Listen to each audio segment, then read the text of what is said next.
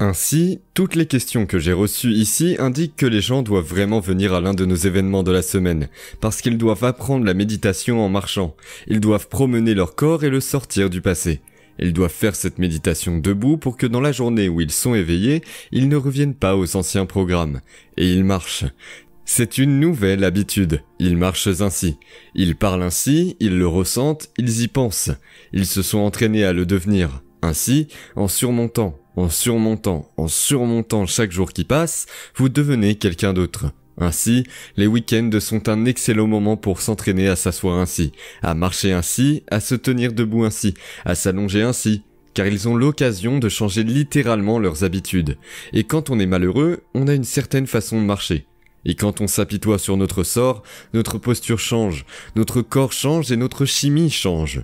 Dès que quelqu'un commence à adopter une nouvelle énergie et qu'il la pratique pendant 2 semaines, il va marcher de sa voiture à son bureau, il va marcher comme son futur lui-même et son corps va devoir le rattraper tôt ou tard. Et quand il le fera, tout d'un coup, il dira tout ce que disent beaucoup de gens. Je sais que je suis guéri. Je le sais. Comment le savez-vous? Je le sais juste. Je vais faire le test. Mais je sais déjà que je suis guéri. On voit ça tout le temps. Le corps qui est devenu l'esprit a tellement peur d'avancer dans l'inconnu qu'il fera tout pour nous distraire. Vous avez une démangeaison, une douleur, des gaz, un mal de tête, des nausées, c'est tout ce que le corps fait. Non. La dernière fois que tu t'es aventuré dans l'inconnu, ça ne s'est pas très bien passé. Vous avez été trahi, vous avez été manipulé, vous avez ressenti beaucoup de douleur. Donc, c'est comme dans mon ranch, les étalons sont dans ces grands paddocks. Et quand j'ai eu mes premiers étalons, je n'ai pas mis de ligne directe par là. Et ils pouvaient sentir les juments en haut de la propriété, et ils passaient littéralement à travers les clôtures en bois. Ces gros animaux passaient juste à travers et couraient sur la colline. La nature les appelait tout simplement. Mais j'ai mis une ligne directe et ils y étaient plusieurs fois. Vous pouvez les faire marcher jusqu'à cette ligne, mais ils n'iront pas plus loin. C'est conditionné.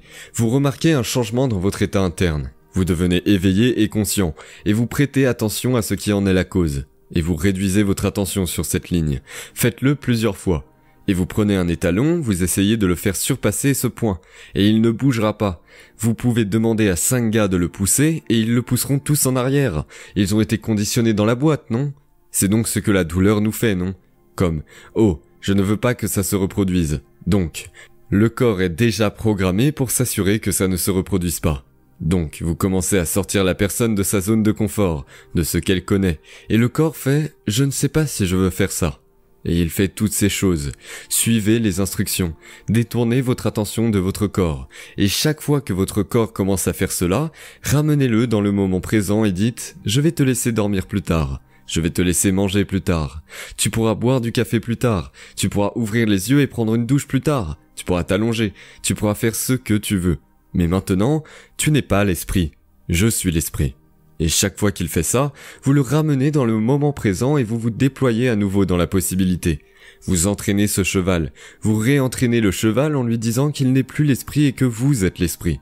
Et comme pour le dressage d'un animal, tôt ou tard, il va se rendre compte que votre volonté est plus grande que le programme, et il va finalement se rendre. Et quand il le fera, il y aura toujours une libération d'énergie. Et tout le monde dit toujours la même chose. Je suis si heureux d'avoir tenu bon. Ça en valait vraiment la peine. Je me suis poussé à aller plus loin que je ne pensais pouvoir aller. Et chaque fois que vous poussez plus loin ce que vous pensiez pouvoir aller, vous êtes dans l'inconnu. Donc au moment où vous vous grattez la tête, vous êtes de retour dans le connu. Au moment où vous commencez à bâiller, votre corps fait « Oh, je ne veux pas faire ça ». Mais écoutez, si vous aviez un rendez-vous avec le divin et que vous arrivez en bâillant, en vous grattant et en étant désintéressé, vous ne croyez même pas qu'il existe. Si vous saviez que le divin est une intelligence aimante, qu'il est le tissu même de tout ce qui est matériel et qu'il est présent depuis toujours, et que vous deviez le rencontrer avec la même énergie qu'il a, votre esprit doit correspondre à son esprit, votre amour pour la vie doit correspondre à son amour pour la vie, votre volonté doit correspondre à sa volonté. Et quand vous le faites et que vous vous éclipsez avec cette intelligence, vous ne bâillerez pas, vous n'aurez pas de démangeaison. Vous serez stupéfait par sa magnificence. Tant de gens s'y mettent à moitié et se disent « Je ne veux pas faire ça, je suis fatigué ». C'est le corps et l'esprit qui parlent, et ils s'y mettent inconsciemment. Mais si vous saviez que vous pouvez créer quelque chose de nouveau en changeant votre énergie et que vous pouvez vous connecter à cette intelligence qui est réelle, qu'apporteriez-vous à votre rendez-vous? Vous seriez à l'heure, vous seriez présent, Vous seriez engagé, tu donnerais le meilleur de toi-même. Tu ne laisserais ni personne ni rien te distraire.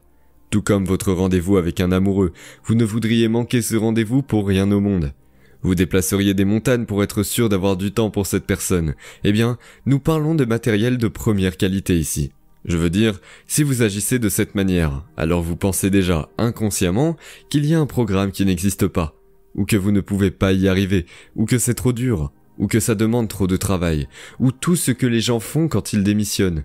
Mais quand vous dites « je ne veux pas mon petit déjeuner, je ne veux pas mon café, je ne veux pas mon thé, je ne veux pas mon sommeil, je ne veux pas ma douche, je ne veux pas mon téléphone portable, je ne veux pas mon confort, je ne veux aucune de ces choses. C'est toi que je veux, je te veux plus que quiconque, tu es l'objet de mon affection. » Et tu donnes le meilleur de toi-même. Je veux dire, pensez à ça.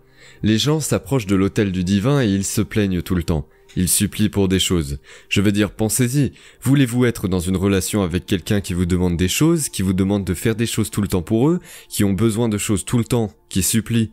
Tôt ou tard, vous vous direz, je n'ai pas le temps pour ça, parce que vous ne vous connectez pas d'abord, n'est-ce pas? Alors, connectez-vous à cette intelligence et comprenez que vous devez fusionner avec lui et que vous devez vous engager quand vous êtes assis. Vous allez vous asseoir comme un être noble, vous allez vous déconnecter de tout le monde ou de n'importe quoi. Et vous dites, c'est mon temps. J'investis mon temps et mon attention dans le divin. J'attire mon attention vers l'inconnu. Et je veux voir un retour dans ma vie pour me faire savoir que cette intelligence est réelle.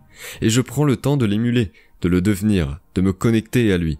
Et aucune personne, aucune chose, aucune expérience, aucun endroit ne m'éloignera de mon attention envers lui.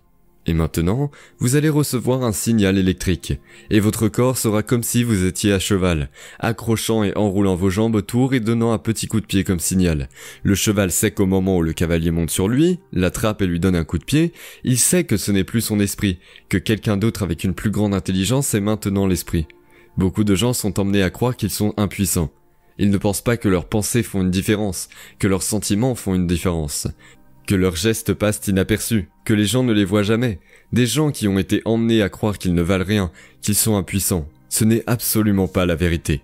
Asseyez-vous comme un être noble. Commandez le moment présent et dites, dans 45 minutes ou une demi-heure ou 20 minutes ou une heure ou n'importe quelle heure qui vous convienne, voici ce que je deviendrai. Et vous ne vous lèverez pas avant d'être cette personne à laquelle votre corps est très excité de se connecter, tôt ou tard, parce que ce sentiment va être électrique. Et je peux vous garantir que vous n'allez pas bâiller ou vous gratter ou quoi que ce soit d'autre. Vous allez laisser ces manières derrière vous. C'est juste le corps et il a besoin d'un maître pour intervenir et dire que c'est mon heure et que c'est comme ça qu'on le fait.